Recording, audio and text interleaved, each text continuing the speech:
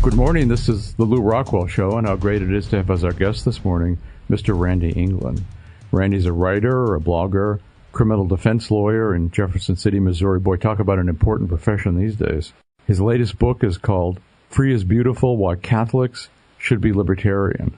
So, Randy, when you run into sort of the typical statist Catholic or statist Protestant, for that matter, they always seem to want to tell you about Romans 13. What's your response to that? Well, Romans 13, of course, is where it talks about giving honor to the emperor and giving honor where honor is due and paying taxes where taxes are due and obeying the authorities in that. And, well, that is a problem if you read it in certain ways. First of all, the thing that struck me the first time I read that, after I began thinking about libertarianism, was the part about giving them the honor that they are due. I mean, I remember one time a judge who got angry from the bench because an attorney said to him, Your Honor, with all due respect. And he knew that was an insult. Only a fool feels complimented when they're wished all the honor that they're due. And so if there's no honor due, then that's not much they're going to get. And if there's no taxes due, then they're not going to get much. And I think that St. Paul, when he wrote that, I think there was a little tongue-in-cheek there. There's a disrespect that you don't pick up on the surface. It's there.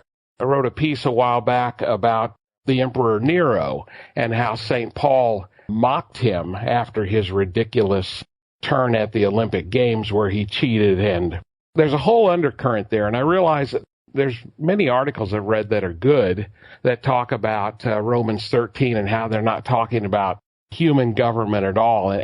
And that can be very true on a certain level. But I think on the level where he's talking about human government, in this case the Roman Empire, he is mocking them. You can see that from that and some other writings.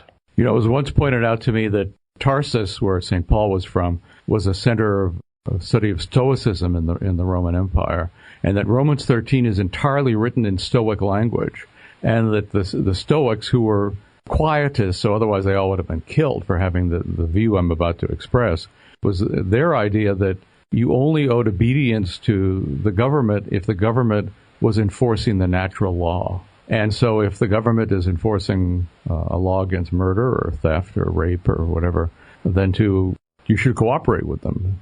So that's maybe what St. Paul was saying. He maybe wasn't saying, and after all, he himself didn't obey the emperor. He certainly wasn't saying, obey the emperor in all things, or his henchmen. Well, and the Catholic Church has a tradition that goes all the way back, and of course St. Augustine said that this was back in, 400 years after Christ.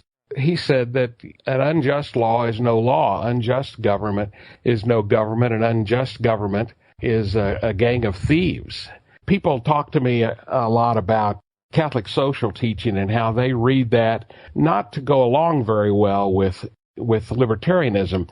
But I really don't believe that's true. It seems that whenever the social encyclicals are talking about government, they're really talking about a just government or almost an idealized government. When you read it through and you see here's what government ought to do, you think, yeah, well, what government is that? I mean, not one that I've ever seen or heard of. So much of what the church teaches and what St. Paul taught also did come from a practical standpoint. It's kind of like the, slaves obey your masters. He wasn't saying that slavery was good. He was just saying you need to obey, at least at this point, because all you're going to do is cause trouble and more trouble for yourself, And I think that element does run through there. And certainly St. Paul did not want this tiny little Christian church to be targeted even more by the government than it already was. He did not want it to be seen as a socially revolutionary movement, but rather simply a spiritual and religious movement. He didn't want the potential enemies of the church and the government to entirely crush it. Of course, he wasn't endorsing slavery. He was saying, just don't give these people the impression that they should kill us all and end the existence of the church at that early time. And they tried to do that for 300 years. No, this is even being, that's exactly right. Even with this attitude on the part of the Christians, they were murdered left and right by the Roman government for a very long time. I think that's really true, and that's just the more you look at the scriptures and that, you see that Christianity and of course the Catholic Christians see the same thing, that is very, very compatible with libertarianism. For myself, I came at the thing from the criminal law background. I was a prosecuting attorney for 14 years, and then I finally got out of that. We still like you, though, Randy. Well, I know, and I still have thoughts about that. The last domino to fall for me was drug prohibition. Even as I was still a prosecutor, it seemed like it was just a waste of time and money and really lives, even of the defendant. I mean, it's one of the reasons that I got out and became a criminal defense attorney. At least I could work the other side of the fence. That's great. Yeah, and but you have to look at these things, and of course you have to get something right in your own head. I'm a Catholic, and we try not to separate, the truth. I mean, whether it's religious truth or scientific or philosophic. I mean, if it's true, it's got to be harmonized, or it isn't true. And so as I started to look into, Catholic Christian teaching as it related to libertarianism, I really started seeing things that were very encouraging to me, starting with my own area in criminal law. St. Thomas Aquinas, I mean, his teachings on what ought to be a crime and what ought not to be a crime were just philosophy and political thought that went into it. Wasn't exactly the same as what you would read in Murray Rothbard, but he basically said vices are not crimes and should not be made criminal. Nobody could possibly be expected to obey all these. Nothing should be a crime unless you can figure that the majority of people could even begin to obey it. So the criminal law should be limited to murder and theft and the like. In other words, implementing the non-aggression principle. I just was shocked when I found that and saw that it fit so well with what I'd been reading in libertarianism. And like St. Augustine, he also said that an unjust law is no law at all. Yes, he did. He said he agreed that it was an unjust law. St. Augustine said the same thing about what ought to be a crime. In his City of God, you had the City of God and the City of Man, which was like the wheat and the tares, in the gospel. St. Augustine said that they have to grow together on this earth. They have to live together. And the only thing that should be a crime is this least common denominator of peace. In other words, leave each other alone. If that is the rule, that's enough for the law, and the law should not include vices. And he expressly took victimless crimes like prostitution and said these should be legal. They're not moral, but they're legal, and it would cause a tremendous harm to try to outlaw things like that. And, of course, things like that are like prostitution and other sexual behavior and drug use, things along those lines, gambling, drinking, what have you. But how many Catholics even know this? How much of this is expressed in the most recent Catechism of the Catholic Church, for example? Well, the Catechism of the Catholic Church, one thing that I found that just almost shocked me, and let me make sure I've got it right here. There's this thing about talking about respecting of rights by the government. And, when the government, it says, the Catechism, it says when the government flouts the rights of people, by that, they undermine their own moral legitimacy. And basically saying any government that doesn't respect people's rights is morally illegitimate. And let's see, section 1930, paragraph 1930 says, if the government does not respect the rights, authority can only rely on force or violence to obtain obedience from its subjects. It's almost setting out a test that a government would only be legitimate if it could get obedience from its subjects without using violence. And, they might as well have put a footnote to that to the bottom that said, and we don't know of any government that does that. But when you put violence as the hallmark of an unjust government, then you've just about said it all. And, I point that out to people all the time. And there are other things in there that people think point to a more socialistic and certainly non-libertarian view, like the definition of the common good. But if you look at the definition of the common good in Catholic teaching, you see that it does not talk about the welfare state and that sort of thing. It talks about protecting people's rights. And when it talks about providing spiritual and material goods, it doesn't talk about providing those to individuals in any way. It simply talks about sort of setting up the conditions that would give prosperity, which of course goes back to security and protecting rights. And so there's so much there. You can pick and choose and take things out of context in like Catholic social teaching that goes in one direction. But the social encyclicals, first of all, are written mostly for their own time. I mean, when you read a later one, it'll often refer to earlier ones and saying, yes, and Pope Leo was talking about this and that, and the workers are talking about land, and now we don't have those problems. We have different problems. So you can't do a whole lot with it. You have to always go back to the basic moral teachings, which nobody has any trouble with. You know, don't steal and the whole 10 Commandments and what have you. But I really believe that the vast majority of the teachings and the gospel go toward liberty, toward free will, and that we have to make our way without government forcing it on us. And of course, while all the social encyclicals are very much worth reading and contemplating, I've always been struck by the fact that they're not actually coherent. They're different from each other. I've never seen a book on the social encyclicals that actually argued that there's a core doctrine in there, because they're all different and sometimes contradictory. So people are expecting, I mean, if they're seeking to put them on the level of scripture or tradition or whatever, they're just making a mistake, because I would say they sort of can't be. They're certainly not part of Revelation either. Well, no, they're not part of Revelation, and they're not part of the infallible teachings, doctrines, or morals that the church teaches. They're really just, I don't know how you would put it. I mean, advice. I mean, when I look at them, I mean, I have great respect for them.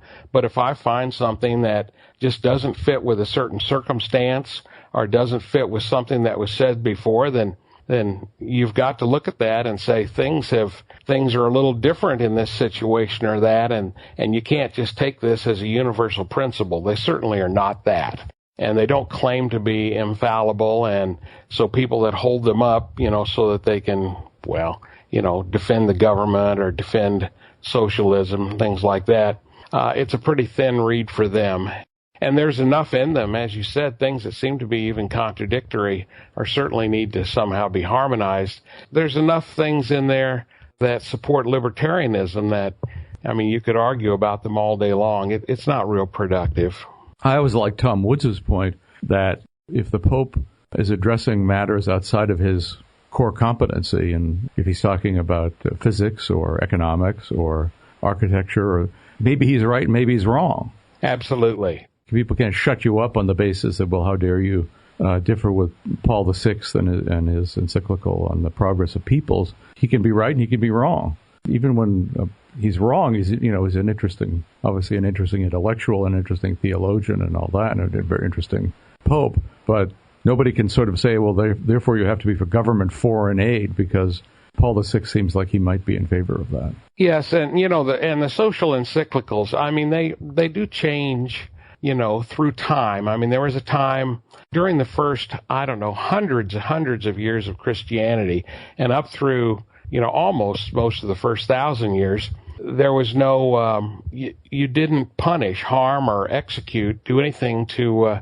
heretics. It was some Christian somewhere killed a heretic around the later part of the 4th century once, and the church just went, ballistic, all the church leaders in that, about how horrible that was. And this kind of went on for hundreds of years until the Middle Ages, and you get up to around 1,000 and then up through time of Columbus and that, and the church was kind of like thinking, well, that may be necessary in that. And then later on, it just completely stopped, and now, starting in the last few hundred years, well, no one would dream of punishing or, God forbid, executing a heretic.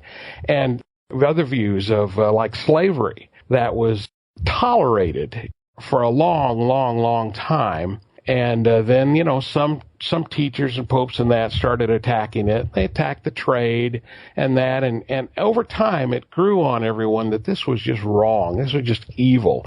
And now no one would dream of tolerating it in any way and condemn it completely. This social teaching that would involve, say, those two issues, they have changed over time. And it's not the underlying morality, but our understanding of it. And I think that the Catholic Church, like society in general, is moving toward freedom and liberty. I mean, you had a guy like Lord Acton 150 years ago who was really kind of silenced and kind of quietly persecuted. I mean, he just had to shut up or he's going to get in more trouble. He was moving in this direction, but he was ahead of the church. And so many things that he believed in, you come up to the Second Vatican Council, and now what the things that he said are much more accepted. And we're moving ahead in the future. I think 100 years from now, we're going to see changes that show a much more skepticism as to the goodness of government, and that's going to change. I think it just takes time for men to get a handle on these things. I mean, so many things have happened in the last 200 or 300 years, going from, feudalism and then to monarchs and then these huge monster governments that we see now and saw in the last century. Things are going to move forward. And I feel good about it. I don't know if I'll live to see it, but I think things are changing and the church's understanding of this is changing. No, and I thought Benedict XVI was quite wonderful on these issues. Yes. And his writings, very, very powerful on government and the church and the legitimate powers of government. And maybe, of course, he also held that there could be no such thing as a just war because of modern weapons. So he was a great figure. Yes. The war issue, of course, I don't know, they've been, the popes have been pretty good on war, and I know that John Paul II, he opposed both of the Gulf Wars. I know that. And it worked not only, in public statements, but very much behind the scenes to try to avert those. And of course it didn't happen. And we've seen what's happened, and not just the evil of the war, but how it's built up the government and turned it into, just giving it power and taking it away from everyone else. Well, Randy England, thanks for coming on the show today. And I know if I ever get in trouble in Jefferson City, Missouri, I'm going to try to hire you as my defense lawyer. Well, give me a call. I hope it doesn't happen. So we'll link to, of course, your book, Free is Beautiful, Why Catholics Should Be Libertarian. We'll link to your website. And it's great to talk to you today. Great to talk to you. Thank you, Lou. Have a good day. Bye-bye. Bye. Well, thanks so much for listening to the Lou Rockwell Show today. Take a look at all the podcasts. There have been hundreds of them. There's a link on the LRC front page. Thank you.